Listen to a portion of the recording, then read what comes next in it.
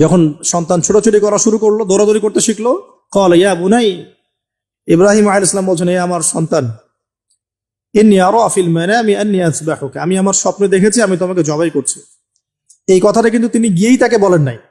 তিনি সন্তানকে নিয়ে হাঁটছেন হাঁটছেন হাঁটছেন, কাবাগর থেকে প্রায় 8 কিলোমিটার দূরে চলে গেছেন, যেখানে কুরবানি করি মিনা প্রান্তরে 8 কিলোমিটার দূরে চলে গেছেন। সেখানে গিয়ে তিনি বলছেন যে বাবা আমি স্বপ্ন দেখেছি আমি তোমাকে জবাই করছি। আগে কিন্তু বলেন নাই যে আমি স্বপ্ন দেখেছি তোমাকে জবাই করছি, চলো আমার সাথে। জেনে ইসমাইল আলাইহিস সালাম জেনে শুনে যাননি ওখানে যে আমাকে ওখানে গিয়ে জবাই করবে আব্বা, অ্যাটেম্পট নিবে। তিনি আগে জানতেন না, ইসমাইলও আগে জানতেন না। যখন তাকে নিয়ে গেছেন ওই স্পটে নিয়ে গেছেন যে যেখানে জবাই করবেন বা মনস্থ করেছেন, ওইখানে গিয়ে তিনি বলছেন যে ইন্নী আরা ফিল মানামি আন্নী আযবাহুকা, বাবা আমি স্বপ্ন দেখেছি আমি তোমাকে জবাই করছি। ফানজুর মাযা তারা, তোমার রায় কি আমাকে বলো, তুমি কি ভাবছো আমাকে বলো।